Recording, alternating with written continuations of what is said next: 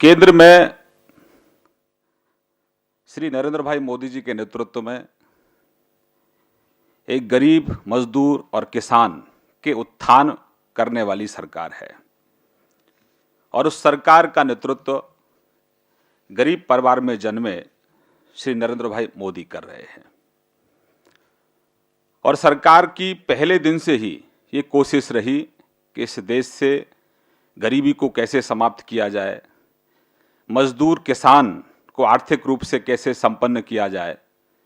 और लगातार जो सरकार की योजनाएं हैं वो सभी योजनाएं गरीब और किसान और नौजवान तक सीमित रहीं। चहुमुखी विकास इस देश का कैसे हो, गांव का उत्थान कैसे हो, और जो गांव में जो किसान हैं उसको एक सुरक्षा कवच हम कैसे प्रदान करें। इसीलिए सबसे पहले जो प्राकृतिक आपदा से किसान की फसल को कैसे बचाया जाए, उसको मुआवजा कैसे दिया जाए, हमने 3 गुना मुआवजा बढ़ाया। वहीं फसल बीमा योजना लेकर आए, जिससे कि किसान जब लोन लेता था तो उसका प्रीमियम तो कटता था, लेकिन जब उसकी फसल नुकसान हो जाती थी तब उसको बीमा नहीं मिलता था।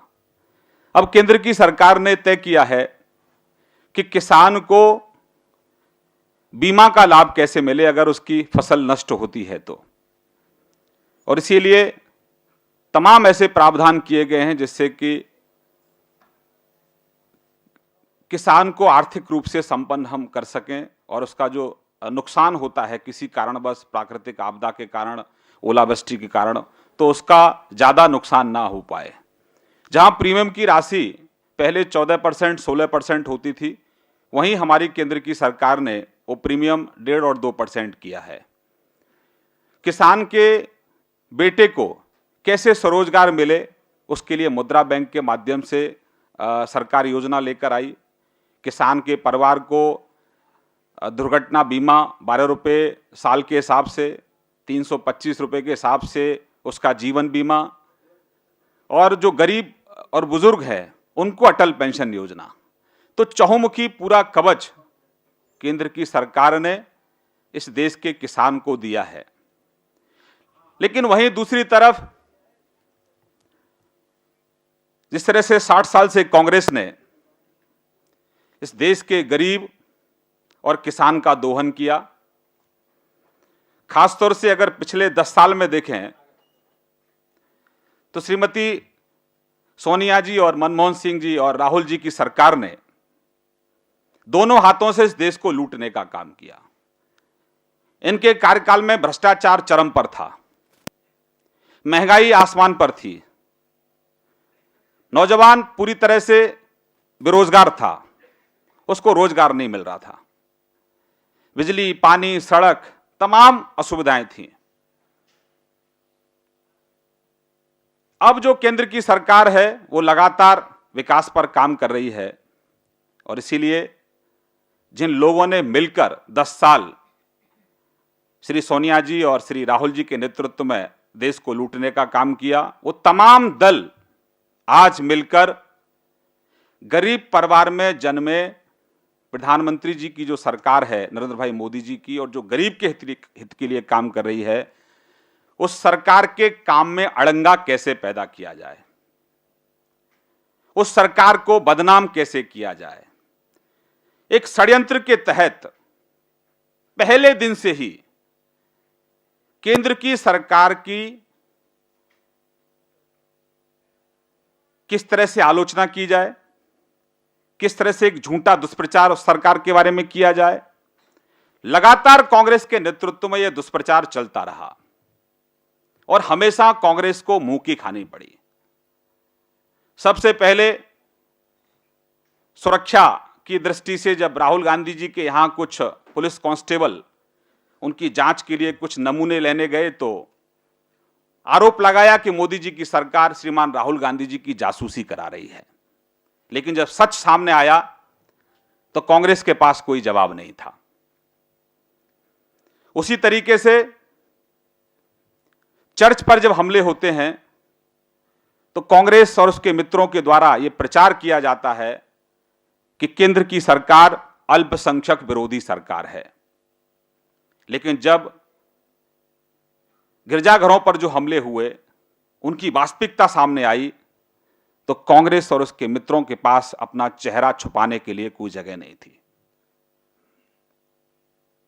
कानून व्यवस्था राज्यों का अधिकार क्षेत्र है, लेकिन उत्तर प्रदेश की घटना, कर्नाटक की घटना, जहां दोनों जगह बीजेपी की सरकारें नहीं हैं, लेकिन उसके लिए भी केंद्र की सरकार को आरोपी माना गया, केंद्र की सरकार को दोष दिए गए, प्रधानमंत्री जी की आलोचना की गई, भाजपा को कटघरे में खड़ा किया गया, लेकिन सच लोगों के सामने आया। पुरस्कार वापसी का एक फैब्रिकेटेड एक कैंपेन चला, और ऐसा कैंपेन चला जिसका पर्दे के पीछे से जो संचालन है वो कांग्रेस पार्टी कर रही थी। उस पूरे कैंपेन ने दुनिया के अंदर भारत की छवि को खराब करने का काम किया। जिस तरह से केंद्र की सरकार बाहर से निवेश लेकर आ रही है, इस देश के युवाओं के कैसे ज्यादा रोजगार दिया जाए, वहीं सरकार की छवि को खराब करने की एक कॉन्स्पिरेसी कांग्रेस के द्वारा की गई। जिस तरीके से हैदराबाद यूनिवर्सिटी के अंदर एक छात्र ने आत्महत्या की, बहुत दुर्भाग्यपूर्ण था, उसको भी राजनीतिक रंग देने की कोशिश की गई, जबकि वहां न्यायिक जांच चल रही है और जो तथ्य सामने आए वो स्पष्ट है कि वहां यूनिवर्सिटी प्रशासन को कोर्ट के माध्यम से कुछ आदेश मिले थे और उसके बाद वहां कोई कार्रवाई हुई। उस घटना से भारतीय जनता पार्टी केंद्र की सरकार का कोई दूर दूर तक लेना देना नहीं, लेकिन उसके लिए भी केंद्र सरकार को आरोपी बनाने की कोशिश की गई। और मित्रों, ये तो हद हो गई नकारात्मक राजनीतिक सोच की। कांग्रेस की सत्ता की हवस किसी से छुपी नहीं है। कांग्रेस बिना सत्ता के कभी रह नहीं सकती। कांग्रेस का इतिहास रहा है कि कांग्रेस ने अभी हवस के लिए इस देश के दो टुकड़े किए, क्योंकि प्रधानमंत्री बनने की लालसा कांग्रेस के नेताओं में थी। कांग्रेस ने सीमा के इस पार उस पार लाखों लोग मारे गए, लेकिन सत्ता उनको चाहिए। कांग्रेस ने इस देश को जाति के नाम पर बांटा, कांग्रेस ने इस देश को धर्म के नाम पर बांटा, और अब तो हद हो गई मित्रों। ये तो पराकाष्ठा है कि जवाहरलाल नेहरू यूनिवर्सिटी जैसे प्रतिष्ठित संस्थान में 9 फरवरी की रात को जो हुआ वो बहुत दुर्भाग्यपूर्ण था, और उससे भी ज्यादा दुर्भाग्यपूर्ण था कि राहुल गांधी और वामपंथी कुछ मित्रों ने, केजरीवाल साहब ने और राहुल जी के मित्र, कांग्रेस के मित्र, जिन्होंने 10 साल तक इस देश को मिलकर लूटा, और कुछ ऐसे राजनीतिक दल जिनको कांग्रेस ने राज्य में अपने अपने अलग अलग राज्यों में लूट की छूट दी थी, और उन्हीं के समर्थन से केंद्र में लूट की छूट कांग्रेस ने उनसे ली थी। वो सब मिलकर अब तो हद हो गई कि छात्रों के भविष्य के साथ भी सत्ता की हवस के लिए कांग्रेस के नेतृत्व में ये सभी दल निम्न स्तर की राजनीति पर उतर आए हैं। जिस घटना का पूरे देश भर में विरोध है, लोगों में आक्रोश है, और नारे लग रहे हैं जेएनयू में, भारत तेरे टुकड़े होंगे इंशाअल्लाह इंशाअल्लाह, भारत की बर्बादी तक जंग रहेगी जंग रहेगी। इन नारों से समूचे भारत में लोगों में गहरा आक्रोश है। इन नारों से जो हमारे शहीद हुए हैं उनके परिवारों पर बहुत गहरा आक्रोश है। हमारे सेना के जवान जो सियाचिन पर अपनी खाल को गला रहे हैं, राजस्थान की सीमा पर अपने स्किन को जला रहे हैं, अपनी जान की बाजी लगाते हैं इस देश की सुरक्षा के लिए, उनका मनोबल टूट रहा है, उनका मनोबल कहीं ना कहीं कम हो रहा है।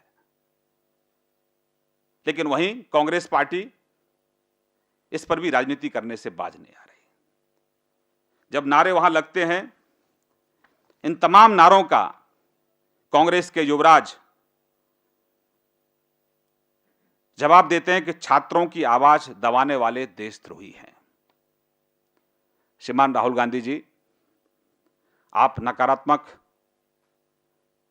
राजनीति आपके कांग्रेस में ठोक ठोक कर भरी हुई है।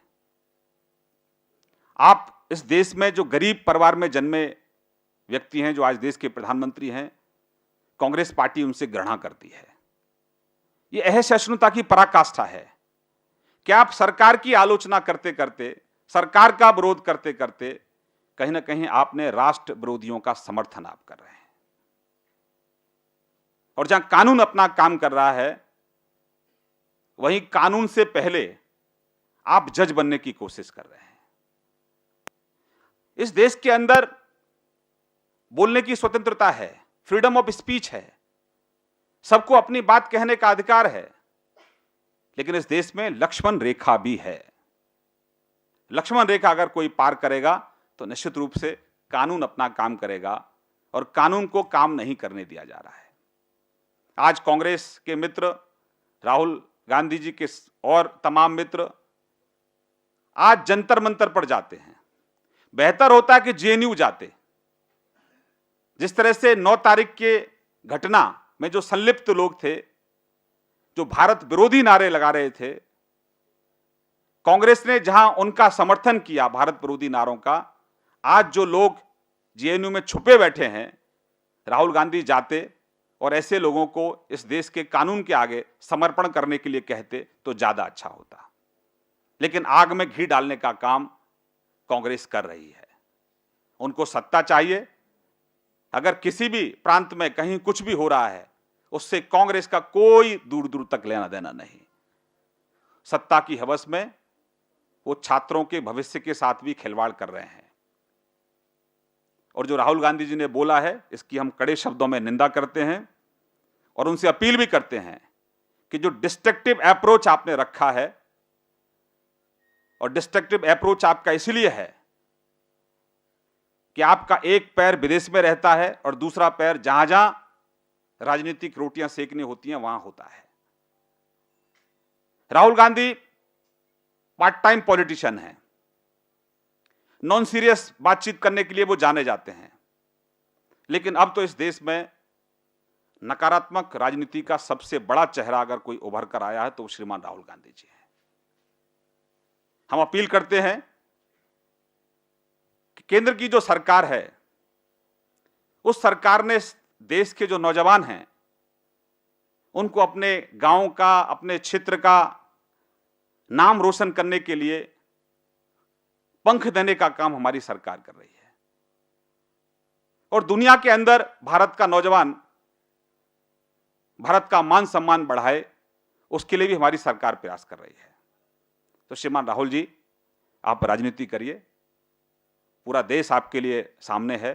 जहां जहां चुनाव आते हैं आप राजनीति करिए, लेकिन इस देश के भविष्य के, देश के नौजवानों के भविष्य के साथ आप खिलवाड़ मत करिए। आप यूनिवर्सिटी के अंदर जहर की राजनीति मत करिए। छात्रों के भविष्य के साथ खिलवाड़ मत करिए। मुझे नहीं पता आपको यूनिवर्सिटी का क्या अनुभव है, लेकिन इस देश के दूर दराज के गांव से बच्चा एक सपना लेकर पढ़ने आता है, उसकी पढ़ाई को डिस्टर्ब मत करिए। आप राजनीति करिए, बीजेपी से करिए, बीजेपी की आलोचना करिए, प्रधानमंत्री की आलोचना करिए, लेकिन इस देश के तिरंगे का, इस देश को तोड़ने वालों का, इस देश के शहीदों के अपमान करने वालों का आप समर्थन मत करिए। देश की आपसे यही अपेक्षा है।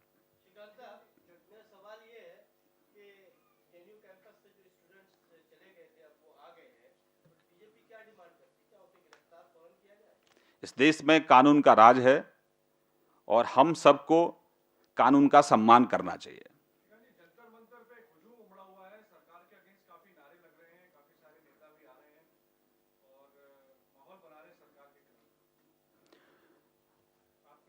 ये वही सब लोग हैं जो केंद्र की नरेंद्र भाई मोदी जी की सरकार, जो गरीब के लिए, मजदूर के लिए, किसान के लिए, नौजवान के लिए जो योजना लेकर आ रही है, उन योजनाओं को ये विकास विरोधी, गरीब विरोधी जो पॉलिटिकल पार्टियां हैं, जिनका नेतृत्व श्रीमती इंदिरा गांधी, माफ करना, सोनिया जी कर रही हैं, ये सब वही लोग हैं।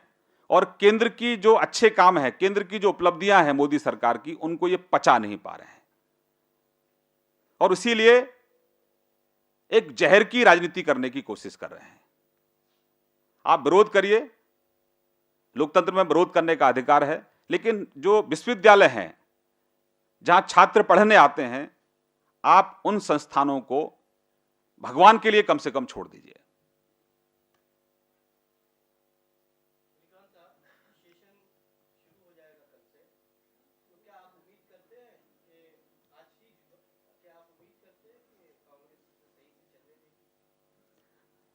ये सरकार इस देश के विकास के लिए कटिबद्ध है। इस देश का चौमुखी विकास हो, गांव का विकास हो, 24 घंटे लोगों को बिजली मिले। आज राष्ट्रपति जी के अभिभाषण में सरकार की जो 2 साल की उपलब्धियां हैं वो सबके सामने आई। किस तरह से सरकार गरीब के लिए काम कर रही है, मजदूर के लिए काम कर रही है, किसान के लिए काम कर रही है। और हम अपेक्षा करेंगे जो डिस्ट्रक्टिव अप्रोच के साथ जो विपक्ष सामने दिख रहा है, वो कंस्ट्रक्टिव अप्रोच के साथ आए, उससे देश का भी भला होगा।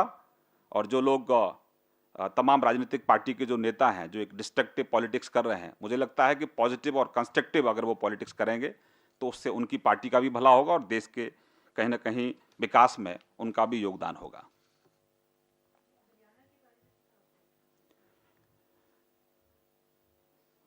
हरियाणा के अंदर जिस तरह से मीडिया के माध्यम से कुछ जो टेप सामने आए हैं, उनसे स्पष्ट होता है कि एक बहुत बड़ा षड्यंत्र हरियाणा सरकार के खिलाफ था। और आंदोलन तो सब जगह होते हैं, अपनी बात कहने का अधिकार है, लेकिन जिस तरह से वहाँ तोड़फोड़ की गई, जिस तरह से जनता को वहाँ प्रताड़ित किया गया, जिस तरह से वहाँ लूट की गई, वो बहुत अनफॉर्चुनेट है।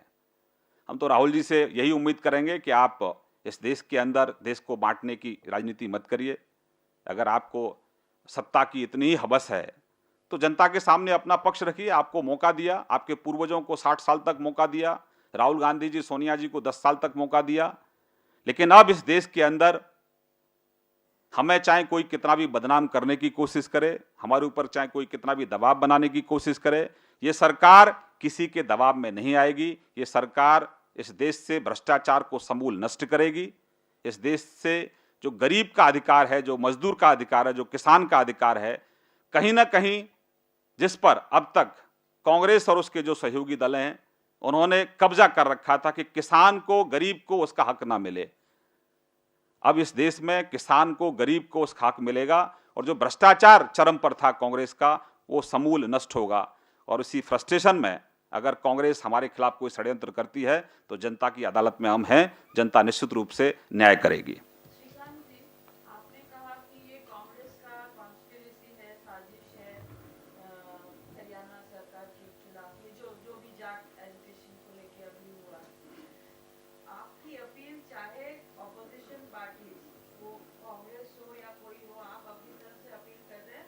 मैं मान के चल रही हूँ कि वो डिस्ट्रक्टिव पॉलिटिक्स करना चाहते हैं और आपके खिलाफ पॉलिटिक्स करना चाहते हैं, इसलिए वो ये करते रहेंगे।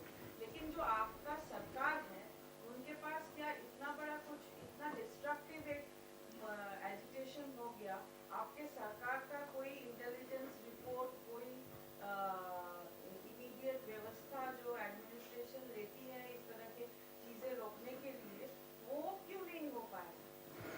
जाट आरक्षण को लेकर जो चुनाव से पूर्व कांग्रेस ने जो भ्रम फैलाने की कोशिश की थी वोट के लिए, उसका कोई होमवर्क कांग्रेस सरकार ने नहीं किया था और जो इसी तरह से वो सुप्रीम कोर्ट में उसको गिरना पड़ा, उस प्रस्ताव को हमारी सरकार ने आश्वस्त किया है। हम कोशिश करेंगे कि उसमें संवैधानिक दायरे के अंदर जो मांगे हैं उन पर हमारी सरकार विचार करे, लेकिन हम लोकतंत्र में विश्वास करते हैं और मैं मानता हूं कि लोकतांत्रिक तरीके से ही जो समस्या है उनका समाधान है। हमारी सरकार पूरी तरह से जागरूक है और आंदोलन और किसी की मांग लोकतांत्रिक तरीके से अगर होती हैं तो अच्छी बात है, लेकिन हिंसा के लिए इस देश में कहीं कोई स्थान नहीं है। हम तो फिर अपील करेंगे लोगों से कि हिंसा में जो विश्वास रखते हैं हिंसा ना करें, सरकारी संपत्ति को नुकसान ना पहुंचाएं, क्योंकि ये संपत्ति आप लोगों की संपत्ति है, आपके पैसे से ही ये संपत्ति बनी है। कहीं ना कहीं आप किसी न किसी कारण से आप अपनी ही संपत्ति को, अपने ही घर को नुकसान पहुंचा रहे हैं, तो हम पुनः एक बार आपके माध्यम से अपील करेंगे कि हिंसा ना करें, क्योंकि हिंसा से बहुत लोगों को नुकसान हो रहा है। बहुत लोग दूर दराज के इलाकों में अपने घर तक नहीं जा पा रहे हैं, लोगों को पानी नहीं मिल पा रहा है। तो हिंसा का रास्ता छोड़ें। सरकार ने अपना स्टैंड जाट आरक्षण पर बहुत मजबूती से स्पष्ट किया है और सरकार जो संवैधानिक दायरे में जो चीजें हैं उस पर सरकार काम कर रही है।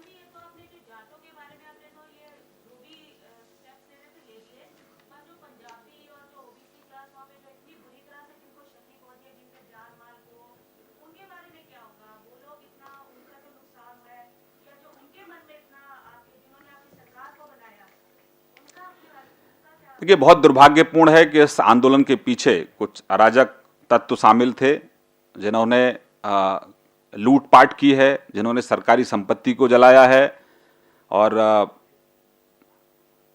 जो वहां एक तरीके से हुआ वो बहुत दुर्भाग्यपूर्ण है। इसकी हम निंदा करते हैं और कानून इस देश में है, कानून अपना काम करेगा। जिन जिन लोगों ने भी कानून को हाथ में लेकर इस तरह की हिंसा की है, मैं मानता हूं कि कानून निश्चित रूप से ऐसे लोगों के खिलाफ कड़ी कार्रवाई करेगा।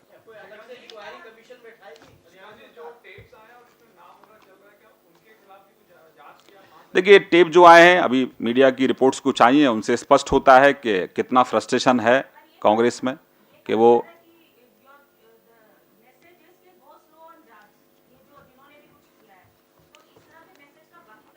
ये आपका आकलन हो सकता है, सरकार का और हमारा आकलन नहीं है। जिन्होंने भी कानून को अपने हाथ में लिया है और बहुत अनफॉर्चुनेट है, और हम तो फिर अपील करेंगे कि कानून को अपने हाथ में ना लें, अपनी बात लोकतांत्रिक तरीके से कहें। सरकार आपकी बातों को सुन रही है और उस पर जो भी संवैधानिक तरीके से जो रास्ता उसका निकाला जाएगा, सरकार उसके लिए भी प्रयासरत है। बहुत बहुत धन्यवाद।